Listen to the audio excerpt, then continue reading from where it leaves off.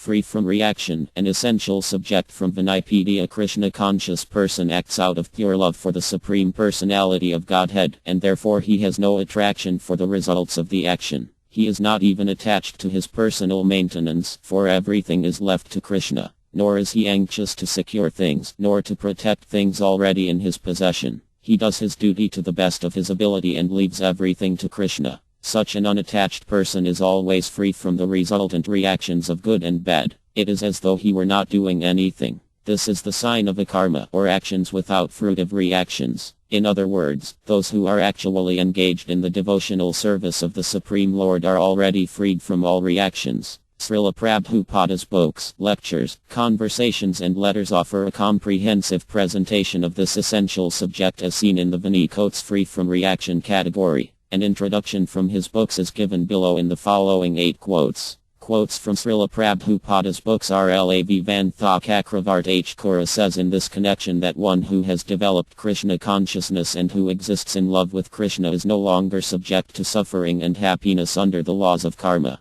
Indeed, he is beyond karma. The Brahma Sahit says, Karma Nirdhati Kintu Ka Bhakti Bhjam. B.S. 5.54 A devotee is free from the reactions of his karma because he has taken to devotional service. Srimad Bhagavatam 6.17. 17 If one has finished his material activities, then there is no more birth. This is possible only when one begins Krishna conscious activities, because such activities do not produce reaction. Therefore, as soon as one becomes perfect in Krishna conscious activities, he is not going to take birth again in this material world. A devotee who is not perfectly freed from the resultant actions should therefore continue to act in Krishna consciousness seriously, even though there may be so many impediments. Nectar of Devotion 10. A sannyas is supposed to be free from the reactions of his past activities, but a person who is in Krishna consciousness automatically attains this perfection without even accepting the so-called order of renunciation. This state of mind is called Yogardha, or the perfectional stage of yoga.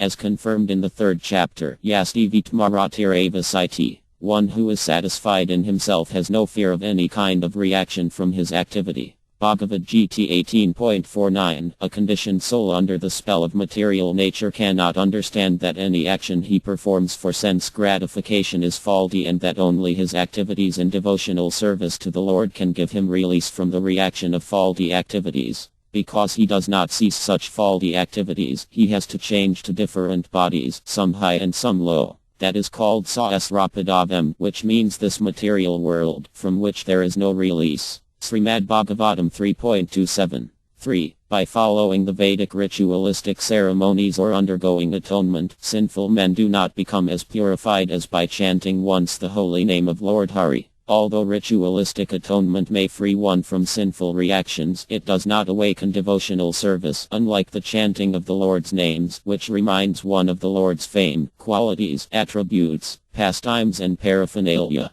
Srimad Bhagavatam 6.2. 11. The temporary body or material dwelling place which he obtains is the cause of varieties of activities and their resultant reactions. Living in such a conditional atmosphere, one suffers the results of the activities of the body by identifying himself, in ignorance, with the body. It is ignorance acquired from time immemorial that is the cause of bodily suffering and distress. As soon as the living entity becomes aloof from the activities of the body, he becomes free from the reactions as well. Bhagavad Gita 5.14 By performing Vedic ritualistic activities, by giving money in charity and by undergoing austerity, one can temporarily become free from the reactions of sinful activities, but at the next moment he must again become engaged in sinful activities. For example, a person suffering from venereal disease on account of excessive indulgence in sex life has to undergo some severe pain in medical treatment, and he is then cured for the time being. Nectar of Devotion 1. There are 20 types of religious scriptures called Dharmastras, beginning with the Manu Sahit and Parara Sahit, but herein it is stressed that although one may become free from the reactions of the most sinful activities by following the religious principles of these scriptures, this cannot promote a sinful man to the stage of loving service to the Lord. On the other hand, chanting the holy name of the Lord even once not only frees one immediately from the reactions of the greatest sins, but also raises one to the platform of rendering loving service to the Supreme Personality of Godhead. Srimad Bhagavatam 6.2. 11.